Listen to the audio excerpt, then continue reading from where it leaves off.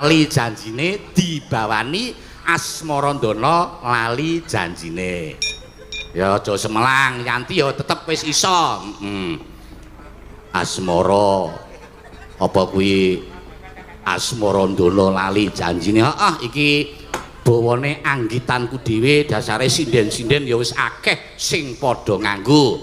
Diwiwiti saka sapa? Ya diwiwiti saka sing tuwa, merga sing tuwa ki sing disuwun sawape dhisik. Sawape neti apik kok. Nggih, Bapak. Ya tekse berkahe ngono lho.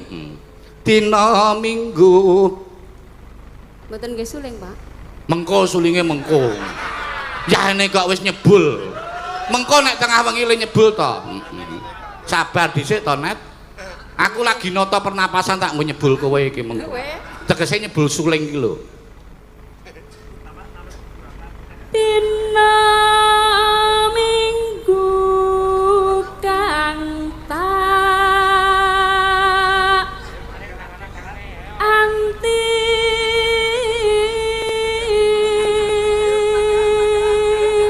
Iki nganu lho Yanti. Piye? Iki Neti Lebawa wis penuh penghayatan, dasare nganggo ekspresi.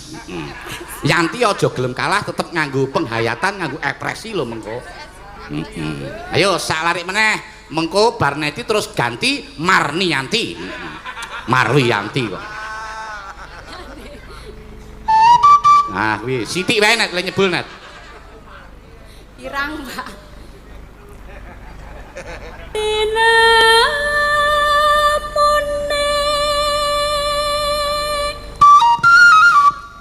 Sithik-sithik wae.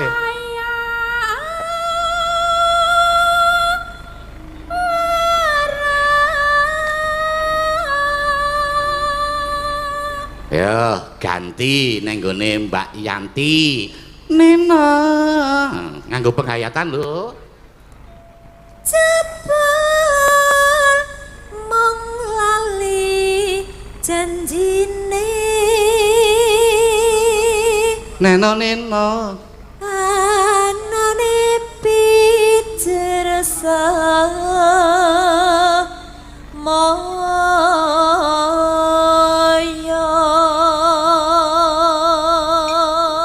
Nah kene iki Mbak Neti penghayatane Net karo tangane dikelawekke munggah.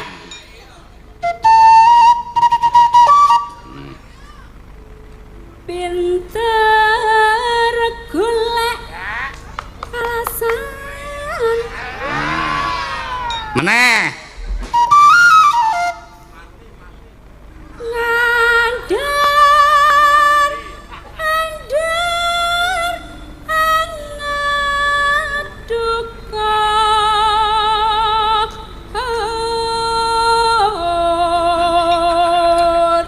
bar iki wong loro Marni Yanti karo si Neti bareng mengko len joget Marni menyesuaikan kok Marni Yanti kok si Yanti melu menyesuaikan Neti mergo Neti ki nek joget total ya ngono melu karo Mbak Neti sing kendel wae melu kene iki pokoke paitane sing pede karo sing kendel yang yo aku wis Aku wis ora percaya.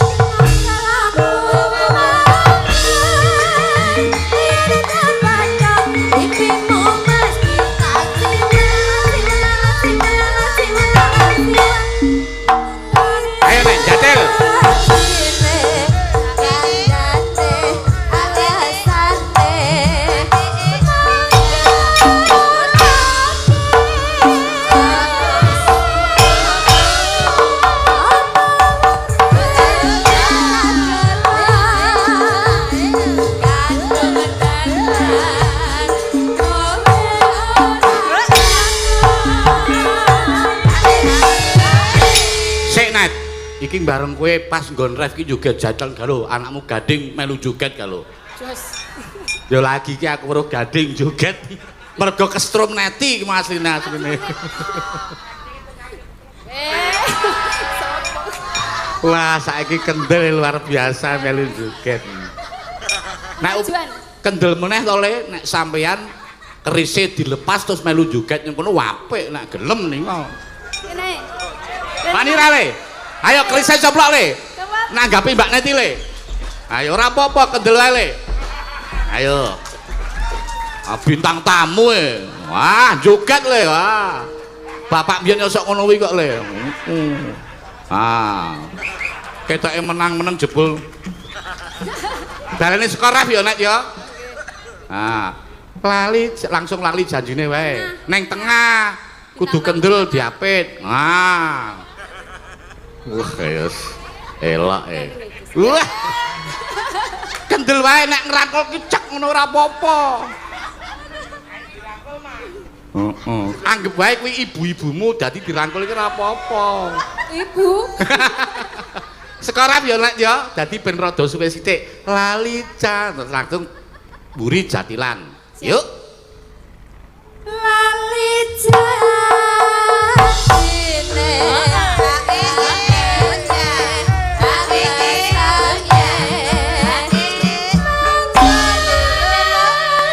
ya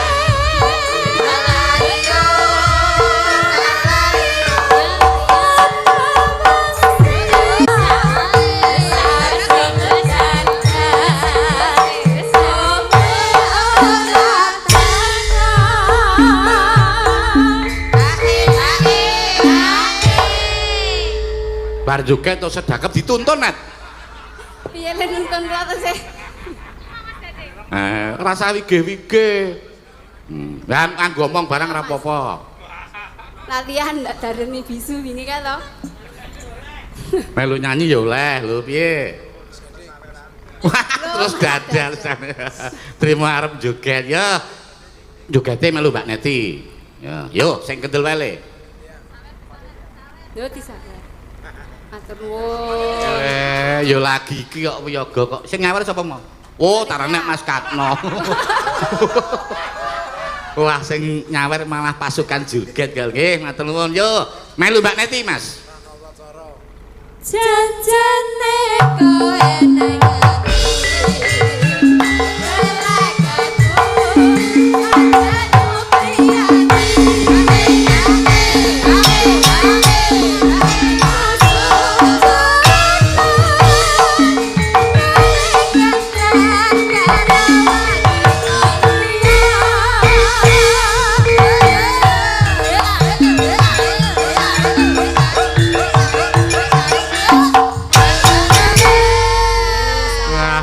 biasa wah Mas Gading mentale saya kuat ibumu neng kono le nonton karo Gading isin sajake bareng anakku saiki gelem glidik dolan kok kekendelane saiki tekan semono ya kan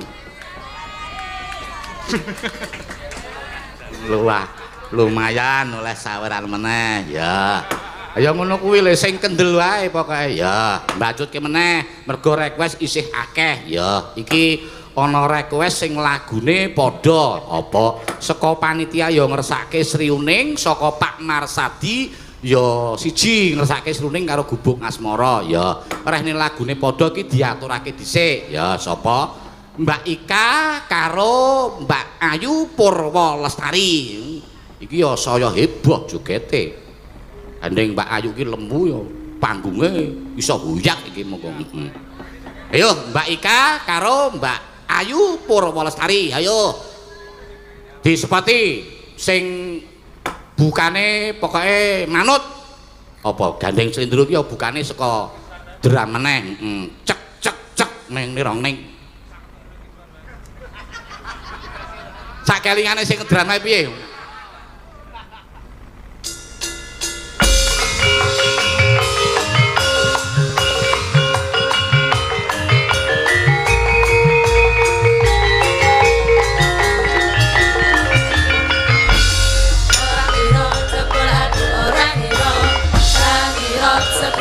Orang ira yen tepat mutiara anake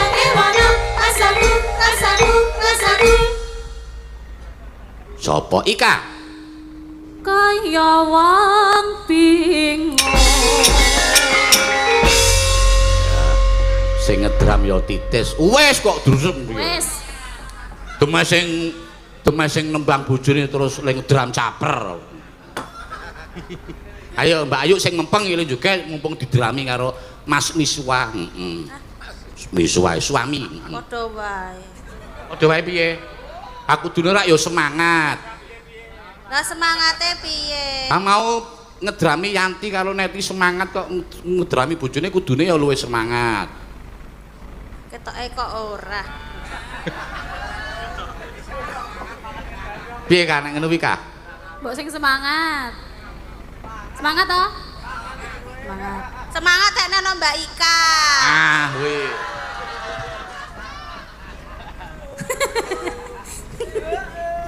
Aku ora melu-melu lho iki. Semangate nek karo Mbak Neti kok. Iki karo sapa-sapa kok semangat ki apa ya? Ayo dibawani Sri Uning, mergo lagune iki sih akeh banget iki. Ya. Neno. Sapa sik yuk? Sapa sih mau nggon orang ngira wis Mbak Ika saiki Mbak Ayu dhisik. Putri kang sulistyeng warni. Salah rek meneh. Sri Uning Mustika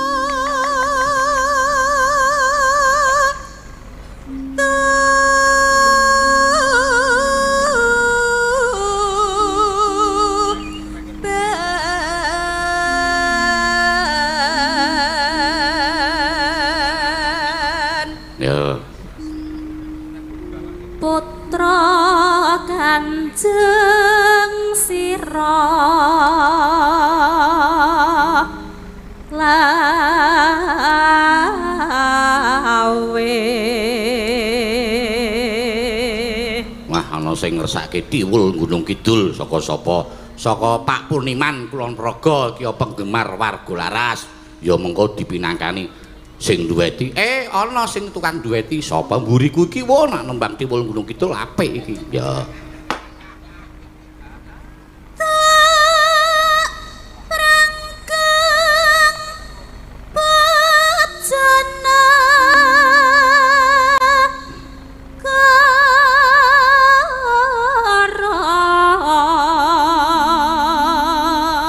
ana iki wis sinden dadi kabeh cengkok wis mapan kabeh. Mapan. Apik kowe rasa omong bangane omong didelokke terus. Apik terus apik. Ya titanono sesuk tanggal 30 April tak bales sesuk pokoke. Nek ajarane Mas Lingga kok ya. Sapa tanggal 30? Adikku Lingga Wisnumurti iki sesuk ngasta tanggal 30 April. Le 30 April kalender urung duwe wis diumumke.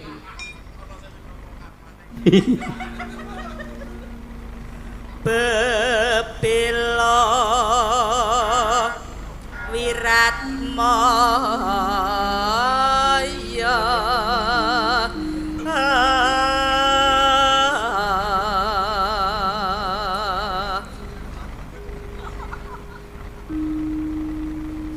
tan wurung Sri Uning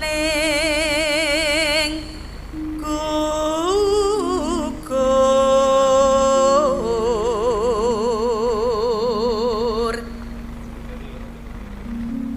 dadi mustikaning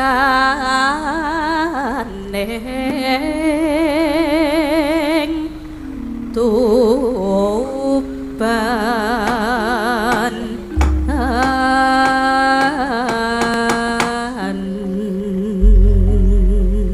Ya, yuk dilanggamke Sri Uning kendangane kendangan sing rada kecul Mas. Yuk.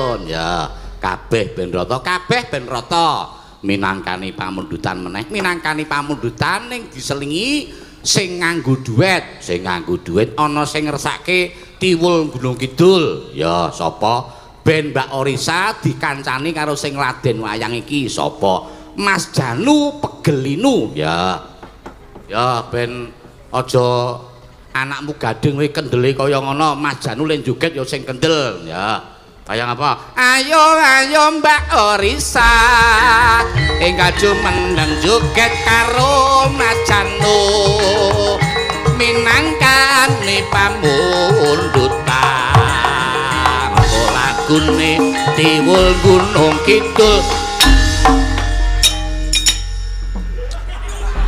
ngopo kowe mak jajang ngerti ku dibablaske jebul aku dipae karo kanca-kanca dipae kopi nek kudune tak nang ning diwasakule nyacek ning nang ning nang bul tekan kono mingan tiwas tak bajuke cacek pun kulino ngeten niku nggih. Karang ya ngene iki ya jenenge garap. Kulino kecelik. Weh lah kok gelem ngomong barang gini saiki. Ya ora apa-apa. Ya, ayo Mas Janu len joget sing total kaya anakmu Mas Gading mau. Minangkani pamundutan saking sinten, Pak? Saking Pak Poniman Kulon Progo. Kuwi wis kulino nyawer karo Mbak Oriza kuwi. Sing dikersake ya Mbak Oriza, pandemen berat Mbak Oriza kuwi. Ora ming Pak Poniman Janu penggemar berat Mbak Oriza kuwi. Apa Mas?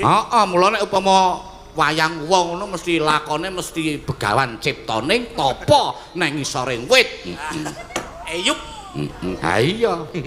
Langsung tanggap ning ngono. Tiwul Gunung Kidul ya Mas Janu, Mbak Oriza. Nggih, saeso-esane pokoke. Ya kudu iso kok saeso. Kudu penyanyi nggih. Lah apa nek ora penyanyi? Sok metuk penyanyi riyen.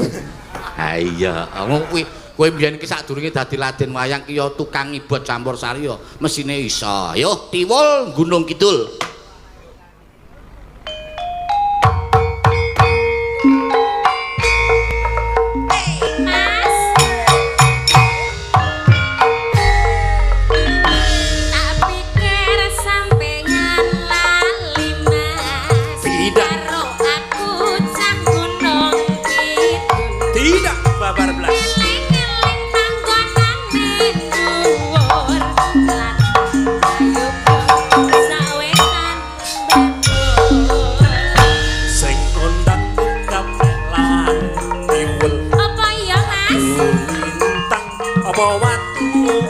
Ngrangkul tenan babakan sen aja main akeh sing ngundang akeh sing isu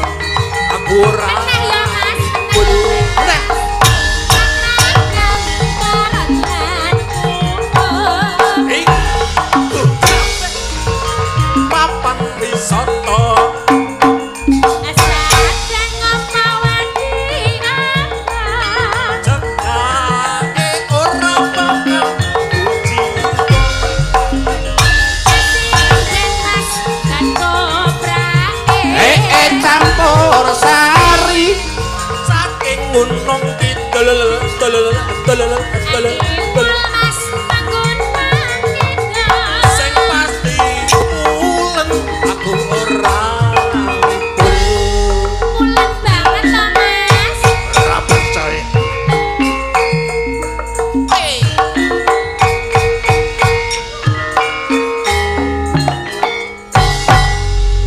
matur nuwun Pak Dalam Ya wah ya nyatane ya Mas Janu ya iso ya.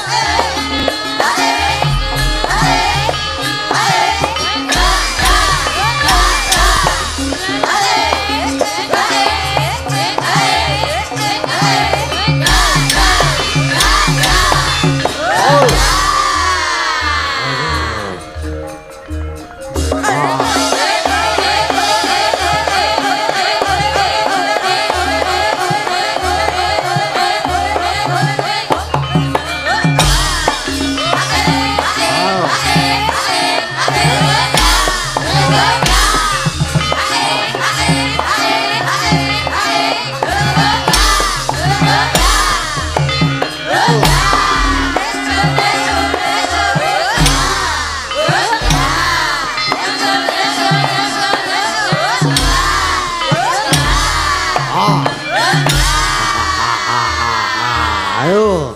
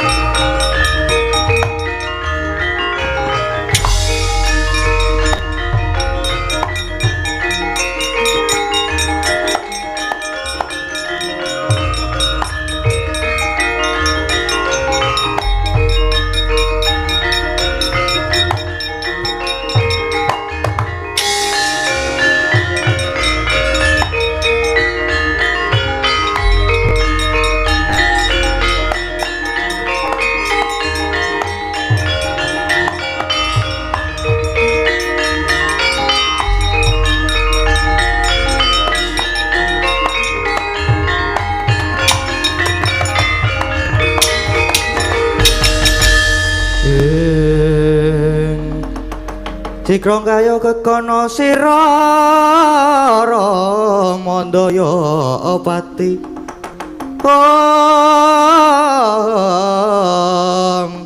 ana buta guncang Rama Hanuman iki mau bapak Matekaji pameling nimbali marang Senggara Hanuman ya kowe banjur sowan mrene mestine iki ana parigawe kanggo kowe Mayangkara. Inggih Ki Lurah. Lajeng wonten wigatos menapa kepareng Jumadung dawuh. Lah iki ngene. Iki mau kakekne Semar ngrembug nggone darbe gegayan bakal mbangun desa ning durung rampung ling rembug malah ana dadak anglayoni jujalan usuli. Ya merga Pendeta Durna karo Patih Sengkuni dumadakan teka ning Karang Kadempel. Ayo kaya sing wis-wis. Durna karo Sengkuni mestine mung arep gawe rusak, mung arep gawe petenging swasana. Lah, iki mau Bagong sing wis mangsuli karo Durna. Njur ditundung karo Bagong. Ning sing wis-wis iki Durna karo Sengkuni mesti nggawa Kurawa. Mula kowe iki diwenehi gawean supaya ngundurke Kurawa. Gelem ora? Ora gelem betheti kowe. Nggih. Nggih Ki Lurah. Wontenipun kula namung sendika lah nek saguh tenan wis kono mangkat Kurawa diundurke aja semelang mengko aku ya melu ngewangi. Oh nggih sendika yen ngaten nyuwun pamit nyuwun pangestu.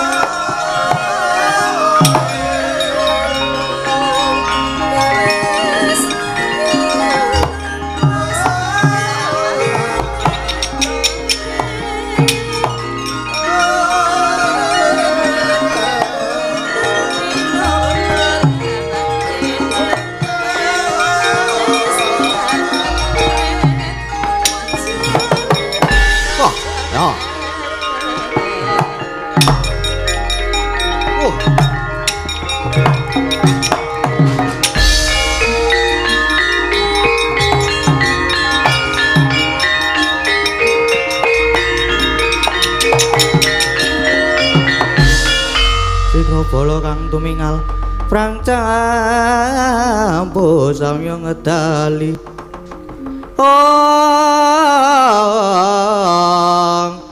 lirate welete kota walah dalah nganti kleru nggonku suluk sing tak goleki Bagong ning iki sing methukke aku ora pangling kethek putih Anoman iya Kartomarma parat nuwak Rama ora basa oba-obamu Anoman di Bagong wani camah karo bapa Begawan Durna Semira Bagong kon reak tugele gurune ora perlu ngepok koncane Kilurah Bagong lan kowe arep gawe rusak Karang Kadempel Anoman sing sago mbabati Kurawa babu arep ngopo ora minggat saka ngarep aku tebak dadamu kene margane patimu dibantanganku pecah siramu babu iya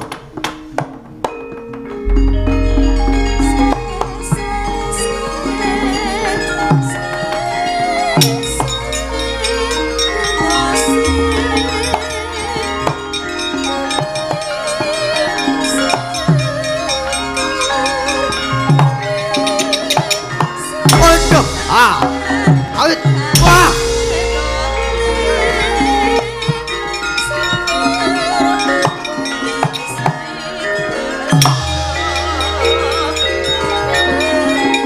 awit as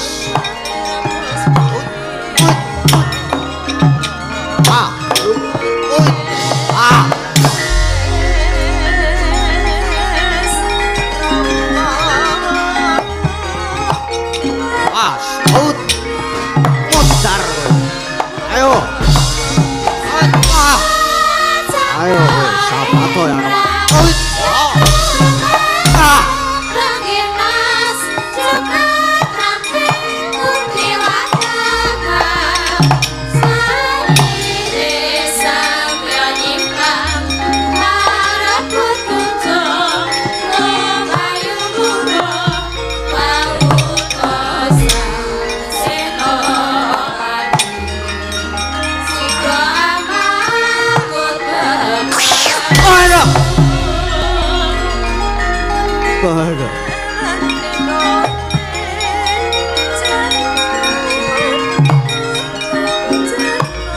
oh God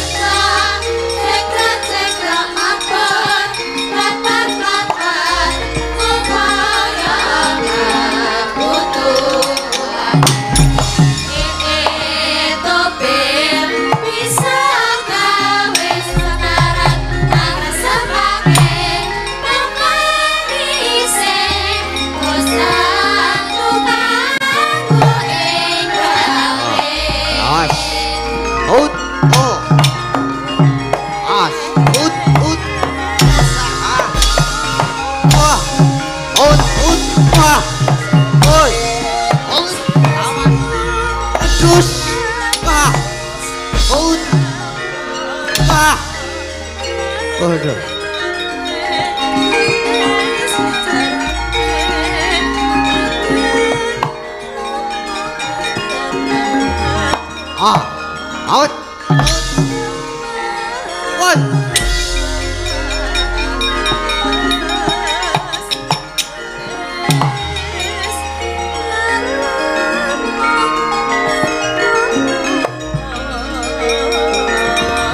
Waduh. Ada. Ya.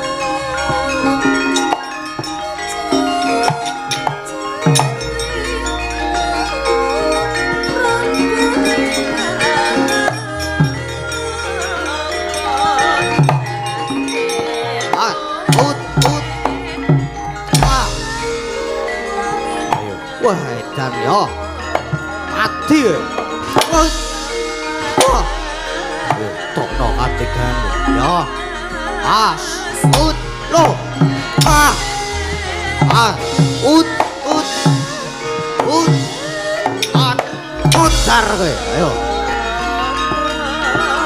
sabato kowe Anoman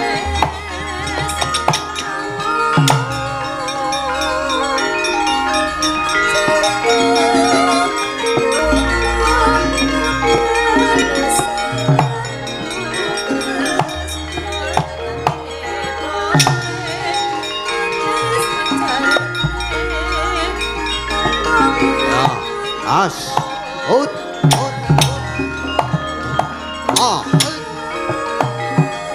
balik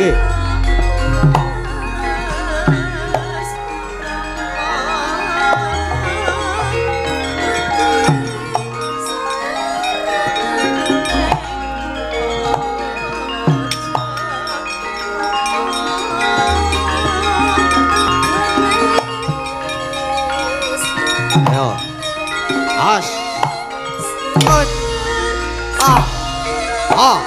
ut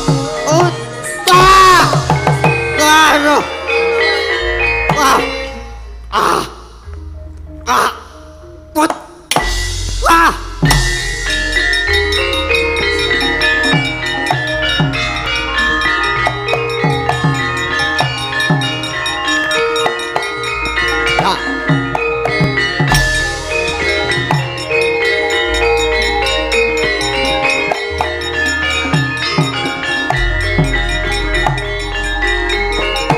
Anoman, mundur aja melu-melu perkara iki.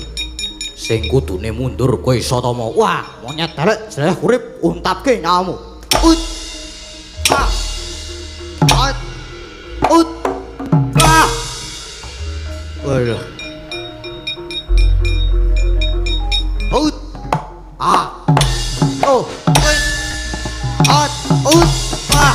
Ah. Ait. Ah. Ah. Ah.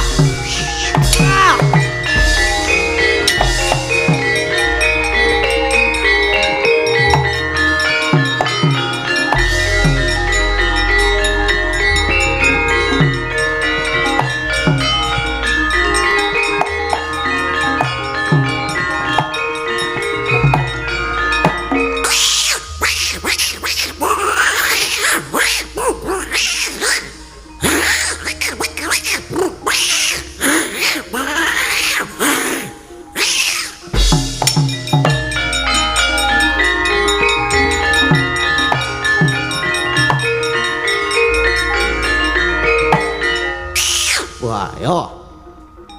Cadak bekuk kowe. Ut. As, udus.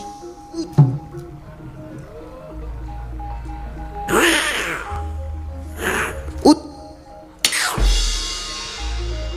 Aduh.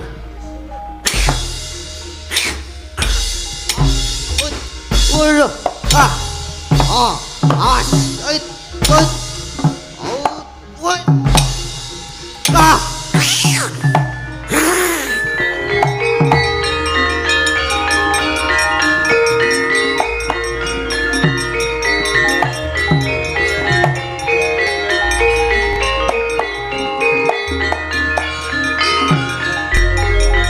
Udul!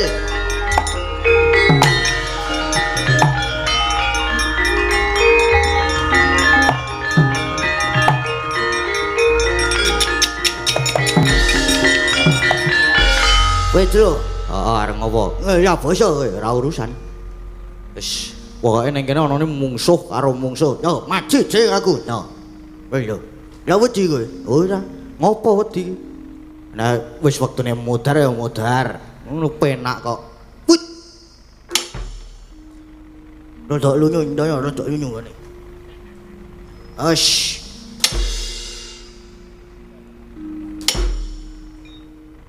Dimanjaku mau ki madis itu kok. Oh, nagane ndak. Ut. Mut.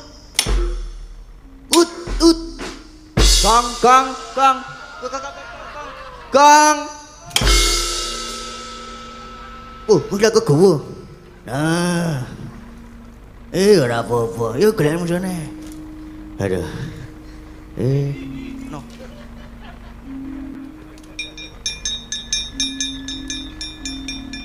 Halo, Pak.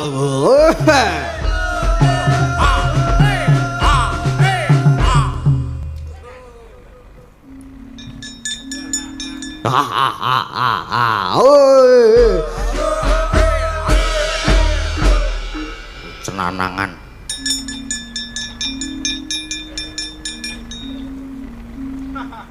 Arep apa kowe maju?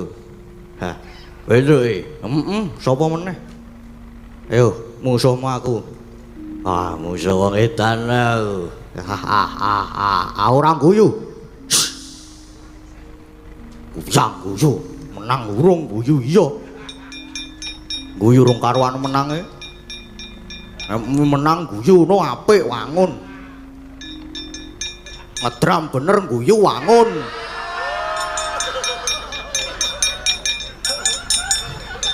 Oh, kurang ajar kowe.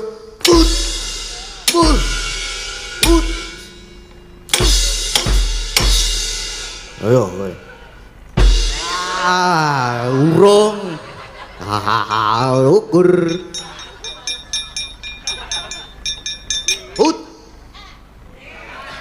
Wis pinter saiki. Telat.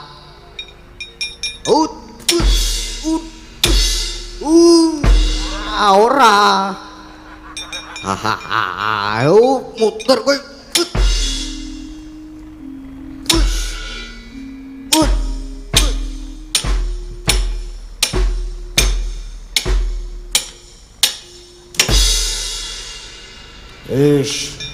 Recai.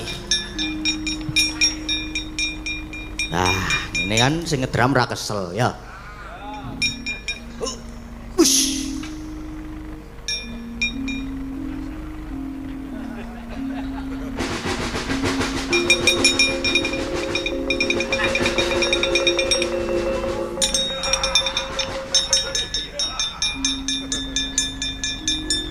Wah, Gong, aku males, Gong. Mira, bajuke pisan. Syukur kowe.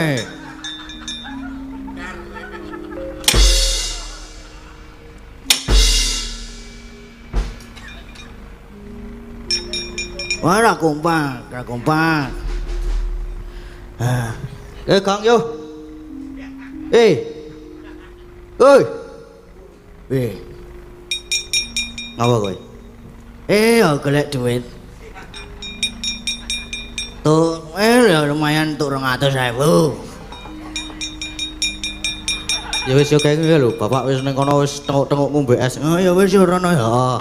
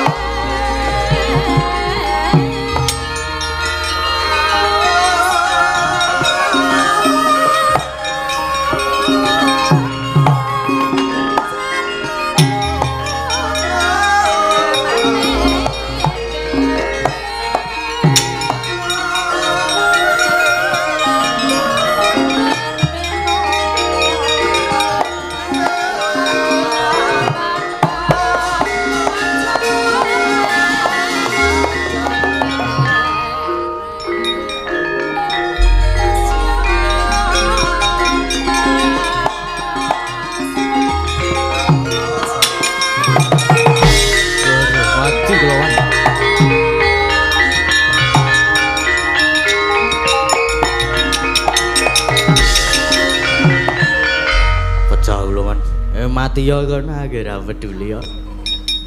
Wah kejem sampean niku. Mak maju cobi. Mbuh mah. Wah edan musuhe Anoman. Ndek gilane. Ya wis kono gek mundur mbane ning kene mepeti pemandangan. Nggih. Pecah kula men. Wah. Edan tenan. Mawa kula pun ngetokke tenaga jaran. Hush. Orang isin-isin aku ning kene. Nggih. Pecah kula man. Ya kena-kena nggih. Kula semanggaken. Pecah kula man. Waduh. Wah, edan tenan nek kuwi mau. Aduh. Piye? Kawon man. Mengsah kalian mbuh mau sapa aku wis lali. Aduh. Pecah waduh. Betul lho man. Boten. Pun boten saged bilang beliau. Ya. Balik. Wis tak kumpar aku kali ngedam. Wis ora aku.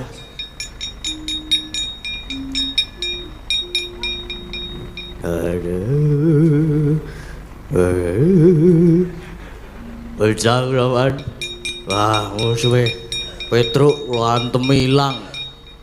Lho niki mlethek. Ah. Ngumbet. Pecah lho man. Kenang apa kowe iki lho kena ngene iki lho.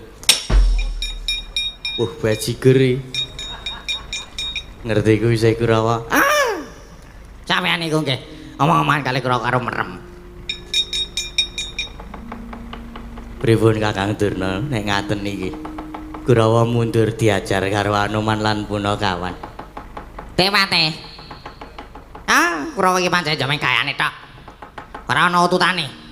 Nek lagi mangkat wae kaya yak-yak oke. Tekane nggone dicakake ya mlempem. Lah nggih.